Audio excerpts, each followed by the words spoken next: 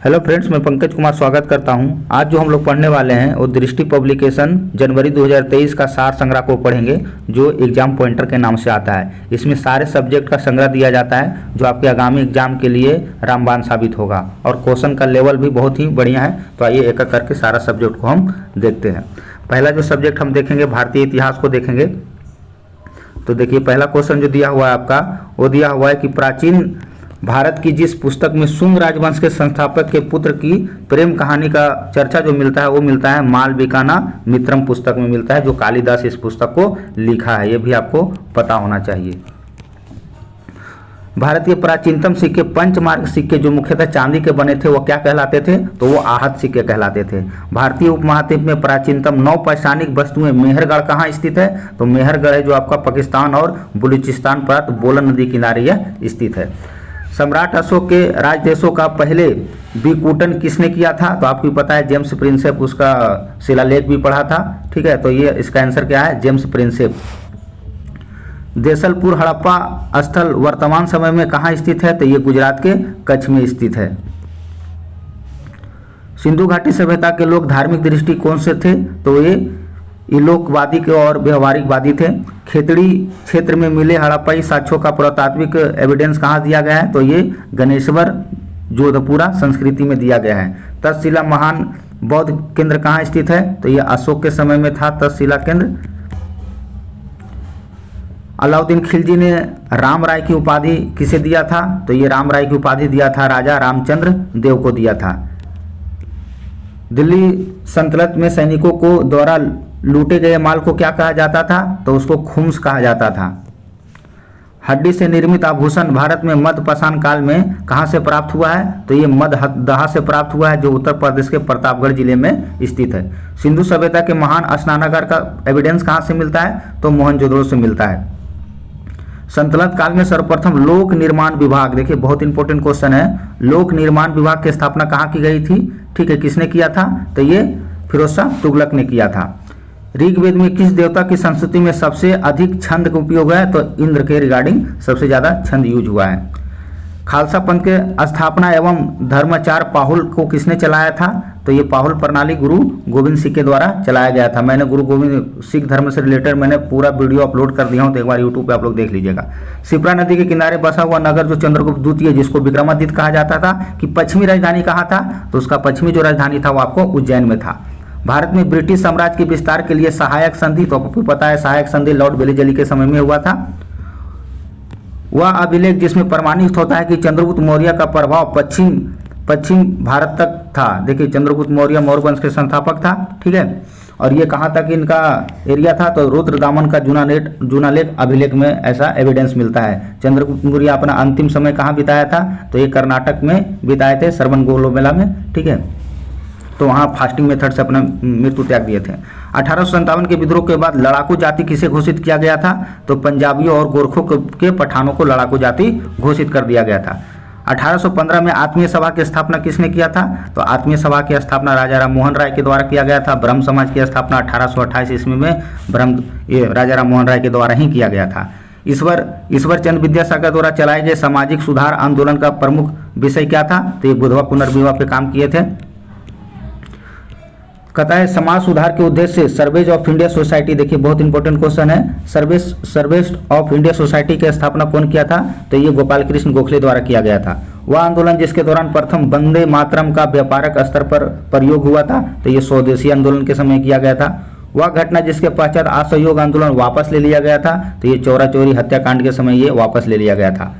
अक्टूबर 1940 में गांधी जी ने व्यक्तिगत सत्याग्रह प्रारंभ किया था। इसके पहले सत्याग्रही कौन थे? तो पहले सत्याग्रही कौन थे? आपको विनोबा भावे इसके पहले सत्याग्रही थे। चलिए, तीसरा आप दूसरा टॉपिक देखेंगे, कला एवं संस्कृति, जो इसमें इंपॉर्टेंट होगा, मैं उसी पे बात करूंगा। इसमें देखिए ये क्वेश्चन इंपॉर्टेंट है आपके एग्जाम के लिए।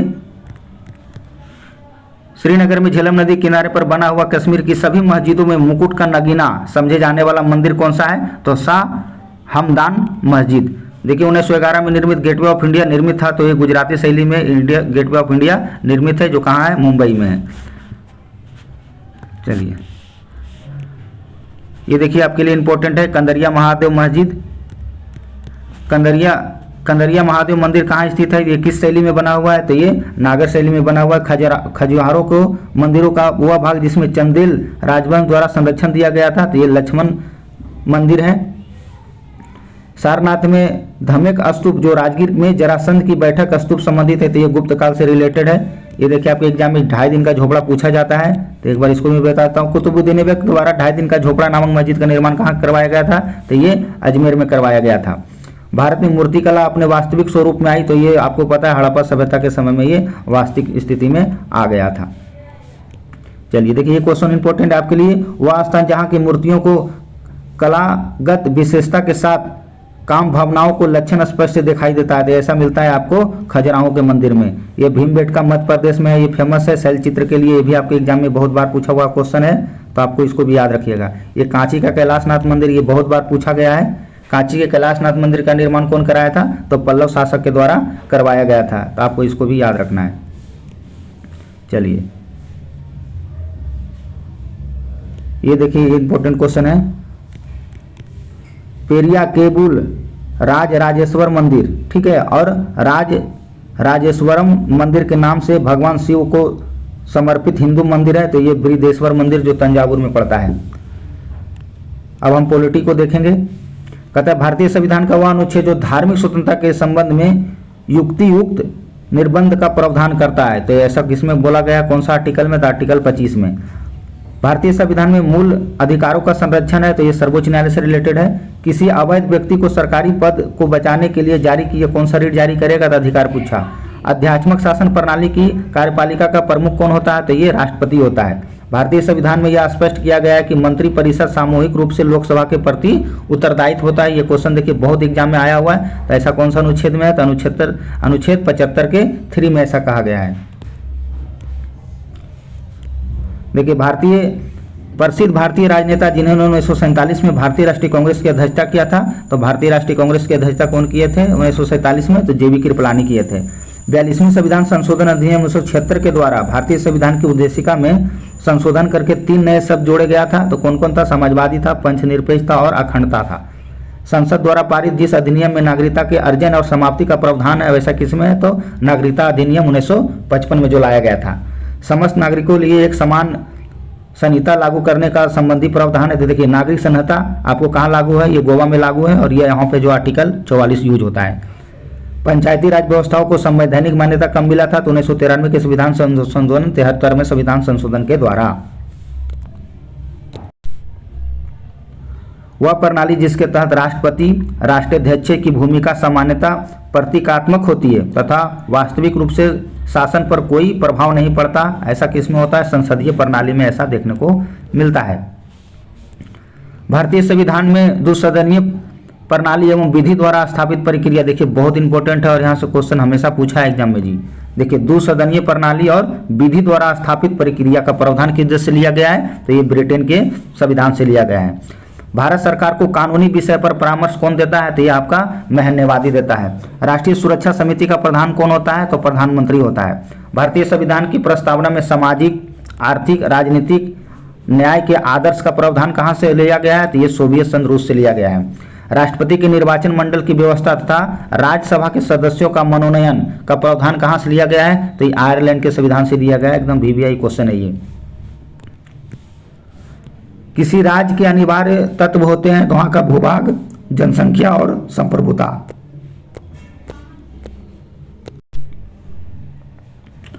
अगला क्वेश्चन देखते हैं। वह अनुच्छेद जिसके तहत संसद किसी में से उसका राज्य क्षेत्र अलग करके 2 या 2 से अधिक राज्यों को मिलाए नए राज्य का निर्माण बनेगा। देखिए नए राज्य का जो निर्माण होता है वो आर्टिकल 3 में ऐसा वर्णित है। सरकार की वह शासन प्रणाली जिसे सरकार के वेस्टमिंस्टर मॉडल भी कहा जाता है, तो ऐसा किसको कहा जाता है, संसदीय प्रणाली को कहा जाता है। वह अधिनियम जिसके द्वारा कार्यपालिका न्यायपालिका के बीच में शक्ति पृथकीकरण की दिशा में बड़ा कदम उठाया गया है। देखिए शक्ति पृथकीकरण की दिशा में क्या कौन सा कदम उठाया गया है, तो 1781 के संवैधानिक अधिनियम के द्वारा। वह अधिनियम जिसके द्वारा मध्यम के साथ भारत में पहली बार मुसलमानों के लिए पृथक निर्वाचन मंडल कब लाया गया था, तो भारतीय परिषद अधिनियम 1909 के तहत ऐसा लाया गया है। वह ब्रिटिश विधि शास्त्री जिसने भारतीय संविधान को वकीलों का स्वर्ण कहा था। देखिए इंपॉर्टेंट क्वेश्चन है, वकीलों का स्वर्ण किसने कहा था? तो सर आइजन जोनिक्स कहा था ऐसा। भारतीय संविधान की पहली बैठक कब हुआ था? तो 9 दिसंबर 1946 को पहली बैठक हुआ था। भारतीय संविधान में केंद्र द्वारा राज्य के राज्यपालों की नियुक्ति सर्वोच्च न्यायालय के परामर्शकारी क्षेत्राधिकार का प्रावधान कहाँ से लिया गया है? तो आपको लिया गया है ये कनाडाई संविधान से। देखिए ये सब क्वेश्चन आपको लूसेंट या घटना चक्र में भी नहीं मिलेगा। राज्यपाल की नियुक्ति और सर्वोच्च न्यायालय की परामर्शकारी क्षेत्राधिकार का प्रावधान किस देश से लिया गया है? तो कनाडा के संविधान से लिया गया है। ब्रिटिश सरकार द्वारा पहली बार भारत के लिए संविधान सभा के सिद्धांत को स्वीकृत किया गया था, तो अगस्त प्रस्ताव 1940। अब देखिए हम भूगोल को देखेंगे। भारत में कर्क रेखा कितने राज्यों से होकर गुजरती है? तो 8 राज्यों से होकर गुजरती है। आपको ये ट्रिक याद रखना है। मित्र पर गमछा झाड़, गमछा झाड़ सारा इसी से आपको मिल जाएगा। ठीक है, गुजरात, राजस्थान, मध्य प्रदेश, छत्तीसगढ़, झारखंड, पश्चिम बंगाल, त्रिपुरा और मिजोरम 8 राज्यों से होकर गुजरती है, तो आपको ये याद होना चाहिए। अरब सागर में लघु प्रायद्वीपीय वलयों की प्रवाल भित्तियों से बना द्वीप जो भारत का सबसे छोटा राज्य क्षेत्र है, तो ये लक्षद्वीप में है। मैकमोहन रेखा आपको सबको पता है कि भारत और चाइना के बीच में ये बनता है बॉर्डर। पीर पंचाल, धौलावीर और महाभारत पर्वत श्रृंखला ये कहाँ का भाग है? ये तो ये आपको भाग है लघु हिमालय का भाग है। उत्तर पूर्व में किस राज्य को मेलोसिस बेसिन कहा जाता है? तो मेलोसिस बेसिन आपको कहा जाता है मिजोरम को। अलकनंदा के साथ वह नदी जिसके संगम पर रुद्रप्रयाग स्थित है, तो ये मंदाकिनी आपको वहाँ पे स्थित है। हिमालय पर्वत श्रृंखला जो 2 श्रेणियों उनके बीच की सिंधु नदी अपवाहित होती है, तो ये अपवाहित होती है आपको लद्दाख और जास्कर में। भारत का वह राज्य जिसे भारत में बाढ़ जोखिम वाले क्षेत्रों के लिए एटलस जारी किया है, तो ये आपको असम जारी किया है। भारत में सर्वाधिक तटरेखा वाला राज्य तो आपको पता है गुजरात है। चक्रवातों की उत्पत्ति से संबंधित वात्रकाग्र सिद्धांत किसने दिया था? तो ये जे बर्कनीज के द्वारा दिया गया था। जस्ता के लिए प्रसिद्ध है, जावर खान बहुत एग्जाम में आया है। ये राजस्थान के उदयपुर जिला में स्थित है। ये यूरोप का गर्म कंबल के नाम से किसे जाना जाता है? देखिए यूरोप का गर्म कंबल के उपनाम से गल्फ स्ट्रीम को जाना जाता है। पुलिकट एवं वलयकार झील जो इसे समुद्र से अलग करती है, तो ये श्रीहरिकोटा आंध्र प्रदेश में स्थित है। अश्व अच्छान जो डोलोड्रम की तरह बहने वाली हवाएं हैं, तो ये व्यापारिक बहने की हवाएं हैं। शीतोष्ण कटिबंधीय घास भूमियों को ऑस्ट्रेलिया में किस नाम से जाना जाता है? तो ऑस्ट्रेलिया के घास के नाम को डाउन्स बोला जाता है, याद रखना है आपको। गल्फ स्ट्रीम जलधारा और लेब्राडोर जलधारा दोनों मिल जाता है, तो क्या बनता है? दोनों मिलता है तो न्यू फाउंडलैंड्स बन जाता है। सामान्य सूर्यताप की अवधि प्राप्त करने वाले स्थानों को मिलाने वाली खींची गई रेखा को आइसोहेल रेखा कहा जाता है। ये दोनों क्वेश्चन इंपॉर्टेंट है आपके लिए, बहुत पूछता है। भारत की वह नदी जो कर्क रेखा को 2 बार काटती है, तो माही नदी आपको 2 बार काटती है। वह अक्षांश जो अंडमान निकोबार द्वीप समूह को अलग करता है, तो 10 डिग्री चैनल आपको ये अलग करता है। भारत में भूगर्भित स्थलाकृतियों की उनकी वायु के आधार पर सही अनुक्रम है, तो ये आपको पहले अरावली आएगा, धड़वाड़ आएगा, कुटप्पा आएगा और बिंद आएगा। टोंगुप दर्रा, देखिए टोंगुप दर्रा भारत के किस को जोड़ता है? तो ये म्यांमार को जोड़ता है। वह दर्रा जो भारत के तिब्बत और म्यांमार की सीमा रेखा में और मैकमोहन रेखा पर अवस्थित है, ये दीफू दर्रा। तो आपको ये दीफू दर्रा याद रखना पड़ेगा। दीफू दर्रा कहाँ है? ये अरुणाचल प्रदेश में, आपको ये भी पता होना चाहिए। भारतीय उपमहाद्वीप की 3 महत्वपूर्ण नदियां जिनका स्रोत बृहद हिमालय और मानसरोवर झील के आसपास है, तो ये ब्रह्मपुत्र, सिंधु और सतलज है। पैंगोंग त्सो झील जिससे होकर भारत में चीन के वास्तविक नियंत्रण यानी एलएसी गुजरती है, तो ये लद्दाख से होकर गुजरती है एलएसी। कहता है कि दक्षिण पश्चिम मानसून काल में एक बार में कुछ दिनों में वर्षा होने के बाद यदि 2 या 2 से अधिक सप्ताह तक वर्षा ना हो, तो इसे क्या कहा जाता है? तो इसको मानसून ब्रेक कहा जाता है। ये क्वेश्चन आपको एग्जाम में देखने को मिलता है। चलिए तीसरा जो हम टॉपिक देखेंगे वो देखेंगे हम लोग पर्यावरण को देखेंगे। तो किसी एकल जाति या उसके रहवास को पर्यावरणीय घटकों का अध्ययन क्या कहलाता है? तो आइटोकोलॉजी कहलाता है। और रामसर किससे संबंधित है? तो रामसर आपको ही पता है, ये आर्द्र भूमि से रिलेटेड है रामसर। चलिए तो हो गया। ये भारत की सर्वाधिक प्रबल भित्तियां कहाँ पाई जाती है? तो प्रबल भित्तियां जो पाई जाएगी ये उष्ण कटिबंधीय सागरीय में स्थित है। रामसर सूची के अनुसार विश्व में सर्वाधिक रामसर साइट कहाँ है? तो यूनाइटेड किंगडम में सर्वाधिक ज़्यादा है। ठीक है, और अगर इंडिया की बात किया जाए तो तमिलनाडु में सबसे ज़्यादा रामसर साइट है, ये भी आपको पता होना चाहिए। अपृत खाद्य श्रृंखला के आधार पर जीव क्या कहलाते हैं? तो अपघटक कहलाते हैं। स्वपोषी जीवों में कार्बन की ऊर्जा को आवश्यकताएं पूरी करती है, तो ये प्रकाश संश्लेषण के द्वारा आपको पूरा हो जाता है। ये देखिए यहाँ से एग्जाम में पूछा जाता है, निम्न पोषण स्तर के उच्च पोषण स्तर पर जाने पर उपभोक्ताओं की संख्या क्या होती है, तो ये ऊर्जा का प्रवाह होता है। ये देखिए पहले ये सीरीज में दिया गया उपभोक्ता के बारे में, पहले आएगा बाज, आएगा सर्प मेढक, मेढक टिड्डा, और उसके बाद टिड्डा ये सब घास खाता है, और आदि श्रृंखला का बाज है, तो ये सब चतुर्थ उपभोक्ता में आता है। पारिस्थितिकी निकाय में ऊर्जा का प्रमुख स्रोत क्या है, तो सौर ऊर्जा है, आपको भी पता है। एक पारिस्थितिकी तंत्र में ऊर्जा की मात्रा एक पोषक स्तर के अन्य स्तर के रूपांतरण होता है, तो वहाँ जाके क्या हो जाएगा, घट जाएगा। पारिस्थितिकी अस्थायी मितव्यता है, या किसने नारा दिया था, तो ये चिपको आंदोलन से रिलेटेड है। पर्यावरण ग्रीन हाउस प्रभाव किससे रिलेटेड है, देखिए ये क्वेश्चन आपके लिए इंपॉर्टेंट है। ग्रीन हाउस तो ये कार्बन डाइऑक्साइड के कारण होता है। जुगाली करने वाले पशुओं में कौन सा गैस होता है, देखिए पूछा है, ये ग्रुप डी में मीथेन पाया जाता है। क्योटो प्रोटोकॉल संबंधित है, ये देखिए जलवायु परिवर्तन, बहुत इंपॉर्टेंट है ये क्वेश्चन। देखिए भारत में अति सघन वाले क्षेत्र वाला आपको बताना है जंगल। देखिए भारत में अति सघन वनों का सर्वाधिक क्षेत्र है, तो आपको ये अरुणाचल प्रदेश में आपको देखने को मिलेगा। डंडस डॉल्फिन भूलन जो दुनिया की दुर्लभ स्तनपायी है, किस राज्य में पाया, कहाँ मिलता है ये, तो ये ब्यास नदी के पास पाया जाता है। भारत का वह क्षेत्र जहाँ प्राकृतिक रूप से 2 कुबड़ वाला ऊँट पाया जाता है, तो ये लद्दाख में पाया जाता है। चलिए बाकी इधर आप अगला टॉपिक जो आपका इकोनॉमिक्स, देखिए इकोनॉमिक्स बहुत इंपॉर्टेंट दिया गया है इसमें दृष्टि का। अर्थव्यवस्था, कोई बाजार जिसमें किसी विशेष उत्पादक के विक्रेता अधिक संख्या में है, लेकिन प्रत्येक विक्रेता किंचित भिन्न परंतु मिलते जुलते उत्पाद बेचता है, तो इसी को क्या कहा जाता है, एकाधिकारी स्पर्धा कहा जाता है। देखिए इस टाइप का क्वेश्चन पूछा जाता है इकोनॉमिक्स का, बहुत इंपॉर्टेंट इसमें दिया हुआ है। किसी भी राष्ट्र की औसत आय प्रति व्यक्ति आय की गणना की जा सकती है, तो देश के कुल आय के कुल जनसंख्या से हम क्या करेंगे, भाग देकर ऐसा निकालेंगे। सकल घरेलू उत्पाद और सकल राष्ट्रीय उत्पाद में दोनों में क्या अंतर होता है, तो विदेशों से प्राप्त शुद्ध आय। An inquiry into the nature and college of the wealth of nation पुस्तक के लेखक, देखिए इसी को आपको बोला जाता है एडम स्मिथ को। ये पुस्तक, ये भी क्वेश्चन में एग्जाम में पूछा जाता है, तो एडम स्मिथ को इकोनॉमिक्स का फादर भी कहा जाता है, तो ये भी याद होना चाहिए। किसी अर्थव्यवस्था में मांग निश्चित रूप से बढ़ती है, प्रति व्यक्ति आय में वृद्धि हो रही हो तो मांग बढ़ेगा। व्यापार के लिए खुलापन को सामान्यतः मापा जाता है, तो सकल घरेलू उत्पाद पर निर्यात आय को दोनों को जोड़ देंगे तो ये मिल जाएगा आपको। किसी अन्य कंपनी द्वारा किसी कंपनी को बलपूर्वक प्राप्त करना क्या कहलाता है, तो उस पर आपको भी पता है, कब्जा कर लेता है। वैश्विक आर्थिक महामंदी के कब शुरू हुआ था, तो ये आपको भी पता है 1929 ईस्वी में अमेरिका जैसा देश भी गरीब हो गया था, जब वहाँ आर्थिक मंदी छाया था। ये विश्व युद्ध के समय की बात है। औद्योगिक कर्मकारियों के लिए उपभोक्ता कीमत सूचकांक जारी करता है, तो श्रम ब्यूरो के द्वारा ये जारी किया जाता है। 14 बैंकों का राष्ट्रीयकरण कब हुआ था, तो 14 जुलाई 1969 को हुआ था।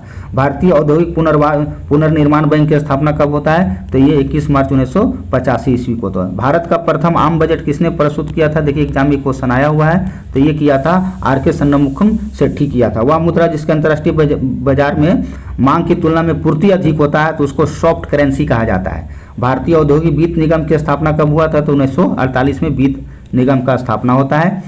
देश में आर्थिक क्रियाकलाप का वह भाग जो सरकार के कार्य क्षेत्र में आता है उसको सार्वजनिक क्षेत्र बोला जाता है। मुद्रा अवमूल्यन का आयात निर्यात पर जो प्रभाव पड़ता है उसको क्या कहा जाता है, तो आयात महंगा और निर्यात सस्ता। भारत में केंद्रीय बैंक के सभी कार्यों को संपादित करता है, तो आपको पता है सब बैंक को कौन सा बैंक कहलाता है, तो वो आरबीआई सबको देखता है। चलिए, अत्यधिक कुपोषण के कारण भारत का इथोपिया किसे कहा जाता है, देखिए क्वेश्चन इंपॉर्टेंट है। भारत का इथोपिया कहा जाता है, मध्य प्रदेश में एक जिला है श्योपुर जिला को भारत को इथोपिया कहा जाता है। क्यों कहा जाता है, वहाँ कुपोषण की संख्या सबसे ज़्यादा है।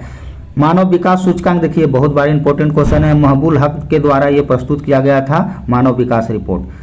भारत में गरीबी हटाओ का निर्धारण कौन करता है, तो ये नीति आयोग करता है। संरचनात्मक बेरोजगारी कब देखने को मिलता है, तो अपर्याप्त उत्पादन क्षमता में आपको संरचनात्मक बेरोजगारी देखने को मिलता है। भारत में बेरोजगारी के आंकड़े कौन एकत्रित किया जाता है, तो आपको पता है राष्ट्रीय सैंपल सर्वे ऑफिस करता है, NNSO इसको द्वारा प्रस्तुत किया जाता है।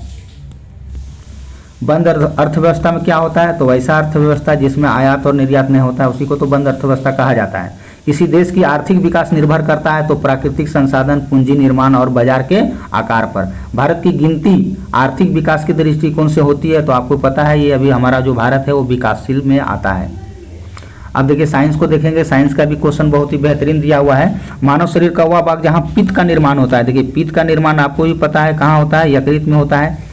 रेडियो एक्टिविटी का माप करते हैं तो ये गीगर मूलर काउंटर के द्वारा हम रेडियो सक्रियता की माप करते हैं। प्रकाश वर्ष किसका है तो तेज दूरी मापने वाला है। यदि किसी वस्तु को पानी में डूबी हुई अवस्था में तौला जाए और वह हवा के लिए किए गए तुलना में उसका भार क्या हो जाएगा, तो ऐसे में क्या हो जाता है, कम जाता है। बल, वह बल जो अपकेंद्रीय और असंरक्षी होता है तो घर्षण बल, वह भौतिक घटना जिसके आधार पर एक सरल पेरिस्कोप काम करता है। देखिए पेरिस्कोप जो आपको काम करता है वो प्रकाश के परावर्तन पे काम करता है। वाहनों में पाश्चात्य दर्शन देखने के लिए, दृश्य देखने के लिए हम उत्तल दर्पण लगाते हैं साइड मिरर के रूप में। इलेक्ट्रॉन की खोज कौन किया था, तो जे थॉमसन किया था। इसको भी याद रखना, ईटा पर नाज, ठीक है।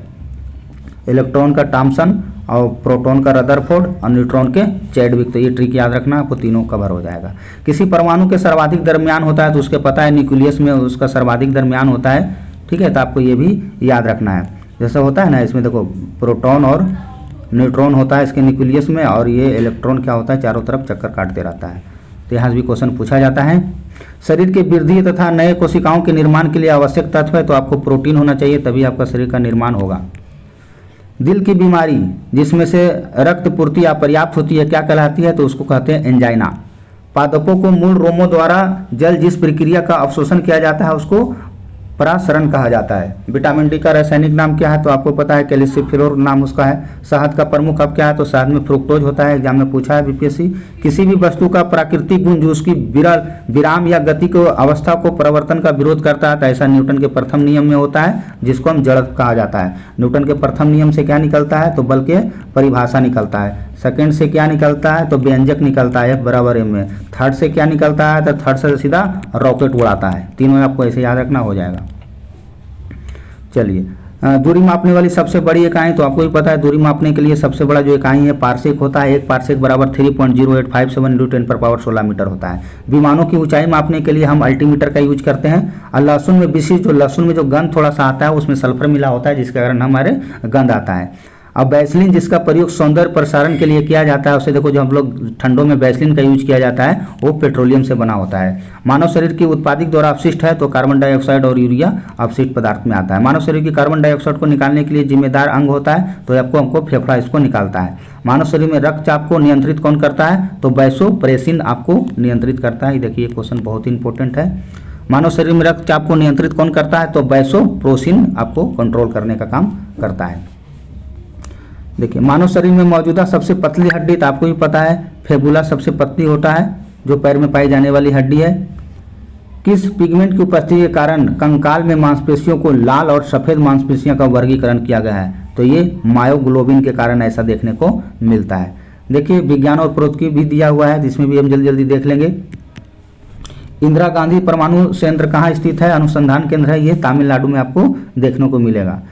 प्रोजेक्ट ब्रेन वेव्स किससे संबंधित है, तो कृत्रिम बुद्धिमत्ता से आपको स्थित है। चलिए, और इसमें कुछ वैसा है CCIR वाला आपको पता होगा, ये तो ठीक है। ये देखिए एग्जाम में ये बहुत बार पूछा है DNA वाला। ह्यूमन जीनोम प्रोजेक्ट का उदाहरण है तो DNA अनुक्रमण, तो आपको याद रखिए ये डबल प्रिंटिंग, ये आपको याद होना चाहिए, बहुत बार पूछा है। वर्ष 1984 में DNA फिंगर प्रिंटिंग टेक्नोलॉजी विकसित किया था, तो ये एलेक्स जेफ्रेज के द्वारा विकसित किया गया था। पॉलीग्राफ, ये पता है पॉलीग्राफ क्या है, झूठ पकड़ने वाला मशीन है, का आविष्कार किसने किया था, तो जॉन ऑगस्टन और लार्सन के द्वारा ये किया गया था। ये एग्जाम में देखो पूछता है दोस्त। चलिए, ये ब्लूटूथ तकनीक वाला भी देखिए कई बार एग्जाम में पूछा है। ब्लूटूथ तकनीक अनुमतित करता है तो उपकरण को बीच वायरलेस के संचरण को लिए ये यूज किया जाता है। ये सेक्शन क्या बच गया, हाँ देखिए भारत का टैग प्रतिरोधी मिसाइल है तो ये नाग है। बराक 8 मिसाइल भारत के जिस देश के सहयोग से विकसित किया जाता है, तो बराक 8 जो है आपको इजराइल से विकसित किया गया है। भारत के सुप्रसिद्ध वैज्ञानिक टेस्सी थॉमस संबंधित है, तो प्रतिरक्षा के क्षेत्र में ये काम किए थे। ऑपरेशन शक्ति 98, तो ये पोखरण से जो 1998 में परमाणु परीक्षण से काम किया गया था। भारतीय नौसेना का पहला विमान वाहक पोत कौन था, तो INS विक्रांत था। तो ये भी क्वेश्चन आपको देखने को मिलता है। देखिए कंप्यूटर है, कंप्यूटर भी SSC CGL अनिवार्य कर दिया गया है, तो उससे भी थोड़ा बहुत आपको जानकारी दे देता हूँ। कंप्यूटर सिस्टम में सभी इनपुट आउटपुट डिवाइस को क्या कहा जाता है, तो उसको हार्डवेयर कहा जाता है। उन हार्डवेयर को क्या कहा जाता है? जो कंप्यूटर सिस्टम का एक नग नहीं होते हैं फिर सिस्टम के साथ बाद में जोड़ दिया जाता है, तो ये पेरिफेरल डिवाइस इसको कहा जाता है। तो आपको ये सब याद होना चाहिए। सबसे कॉमन, सबसे अधिक उपयोग होने वाली इनपुट डिवाइस कौन है? तो आपको पता है माउस और बोर्ड सबसे ज़्यादा होता है। किसी ऑब्जेक्ट या टेक्स्ट को मूव करते समय माउस बटन को नीचे होल्ड करने को क्या कहा जाता है? तो ड्रैगिंग इसको कहा जाता है। देखिए ये एग्जाम में देखिए बहुत बार पूछा है आपका क्वेश्चन, विश्व कंप्यूटर साक्षरता दिवस कब मनाया जाता है? तो ये 2 दिसंबर को मनाया जाता है। आपको ये भी पता होना चाहिए। ये भी देखिए एग्जाम में बहुत बार क्वेश्चन आया है। इंटीग्रेटेड सर्किट, जो आईसी का जो चिप बना होता है, किसका बना होता है? तो ये सिलिकॉन का बना होता है। सुपर कंप्यूटर की गति किस इकाई में मापी जाती है? तो मेगा फ्लॉक्स में मापा जाता है। ये इंपॉर्टेंट क्वेश्चन है, याद होना चाहिए। अच्छा, वैक्यूम ट्यूब जो कौन पीढ़ी का कंप्यूटर था? तो ये आपको प्रथम कंप्यूटर का वैक्यूम ट्यूब, ये भी याद रखना भाई, पूछा है एग्जाम में। चलिए, जो आईओ होता है, देखिए ये क्वेश्चन इंपॉर्टेंट है। जो आईओ, जिसको इनपुट और आउटपुट के बीच में सिग्नलों को मूवमेंट करने को कौन नियंत्रित करता है? तो इसको कंट्रोल यूनिट आपको कंट्रोल करता है। लैन का तो आपको फुल फॉर्म पता है, लोकल एरिया नेटवर्क होता है। चलिए देखिए, ये सीडी आपको याद होना चाहिए। इसको फुल फॉर्म जो पूछ लेता है एग्जाम में, कंप्यूटर डिस्क इसको बोला जाता है। कंप्यूटर की अस्थायी स्मृति किसमें होती है? तो रोम में होता है। चलिए देखिए, खेल कूद देखते हैं। यहाँ से भी कुछ क्वेश्चन एग्जाम में आता है। वर्ष 2022 में ICC men's T20 world cup का विजेता कौन रहा था? तो आपको पता है ऑस्ट्रेलिया रहा था। ओलंपिक खेल समारोह में शुभंकर का प्रारंभ शुरुआत हुआ था 1968 के मैक्सिको सिटी से।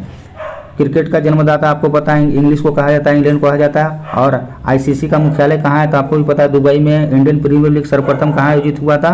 तो ये 2008 में आयोजित हुआ था। शब्द ग्रैंड स्लैम संबंधित है, ये लॉन टेनिस से संबंधित है। शब्द अस्टाइमी टी संबंधित है गोल्फ से। देखिए एग्जाम में ये पूछा गया क्वेश्चन है, शब्द अस्टाइमी टी जहाँ है आपको गोल्ड ये लगाना है, गोल्फ लगाना है। भारत में खेल के क्षेत्र में दिए जाने वाला सबसे बड़ा पुरस्कार तो आपको भी पता है, मेजर ध्यानचंद्र खेल रत्न अवार्ड है, जिसको पहले नाम इसका क्या था? राजीव गांधी खेल रत्न अवार्ड पहले नाम था। क्रिकेट के लिए बारावती स्टेडियम कहाँ है? कटक में स्थित है। आधुनिक फुटबॉल का जन्मदाता इंग्लैंड को कहा जाता है। और सज्जनों का खेल, देखिए ये बहुत इंपॉर्टेंट है भाई, सज्जनों का खेल कहा जाता है, क्रिकेट को कहा जाता है। टेस्ट क्रिकेट में भारत ने पहला कदम कब रखा था? तो 1932 में इंग्लैंड की तरफ। शब्द सिली पॉइंट, तो आपको पता है पॉइंट और सिली पॉइंट के बीच को क्रिकेट में यूज होता है। भारत में प्रथम हॉकी क्लब की स्थापना 1856 में कहाँ हुआ था? 85-86 में कलकत्ता में हुआ था। शब्द ब्रेक पॉइंट किससे संबंधित है? तो ये लॉन टेनिस से है।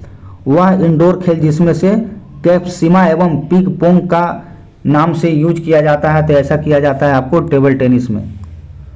चेंडू गुड्डू हु तू किस खेल को अन्य नाम है? देखिए ये सब नया क्वेश्चन है। चेंडू गुड्डू हु तू किस खेल से संबंधित है? तो ये कबड्डी से संबंधित है। दुनिया का सबसे बड़ा क्रिकेट स्टेडियम समग्र रूप से दूसरा सबसे बड़ा स्टेडियम है, ये नया बना है, आपको पता है, नरेंद्र मोदी स्टेडियम, जो गिनीज वर्ल्ड रिकॉर्ड भी इसको दर्ज किया गया था, क्योंकि आईपीएल में सबसे ज़्यादा 1,10,000 दर्शक इसको बैठने का क्षमता था, इसी कारण ये वर्ल्ड रिकॉर्ड बना था। फेड कप किससे संबंधित है? तो ये महिला टेनिस से संबंधित है। ओलंपिक ध्वज प्रथम बार कहाँ फहराया गया था? तो 1920 इसमें एम्स्टर्डम में फहराया गया था।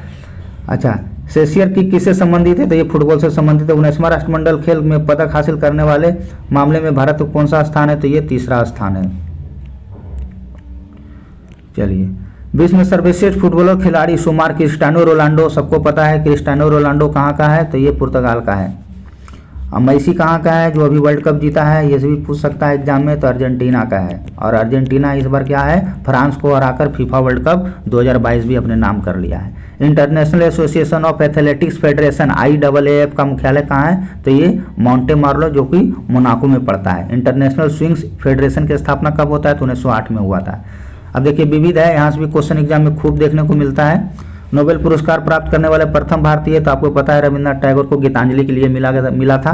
समान ऊंचाई वाले बिंदुओं को मिलाने वाली रेखा को क्या कहा जाता है? तो समोच्च रेखा कहा जाता है, जिसको कंटूर लाइन भी पता, ये भी पूछा हुआ क्वेश्चन है। संयुक्त राष्ट्र की स्थापना पता है कि अब 1945 में हुआ था, 24 अक्टूबर, ये भी बहुत बार पूछा जाता है एग्जाम में, ठीक है। और इसका मुख्यालय जो कहाँ है? न्यूयॉर्क में है। संयुक्त राष्ट्र मानवाधिकार परिषद का गठन कब किया गया था? तो जून 2006 में। राष्ट्रमंडल की स्थापना कब किया गया था? तो 1931 में। गुट निरपेक्ष देशों का पहला शिखर सम्मेलन 1961 में कहाँ हुआ था? तो ये बेलग्रेड में हुआ था। विश्व फिल्म जगत का सबसे प्रतिष्ठित पुरस्कार आपको ही पता है, ऑस्कर पुरस्कार है। एशिया का नोबेल पुरस्कार किसे कहा जाता है, तो ये रेमन मैग्सेसे पुरस्कार को कहा जाता है एशिया का नोबेल पुरस्कार। पूछा है बहुत ज़्यादा एशिया का नोबेल।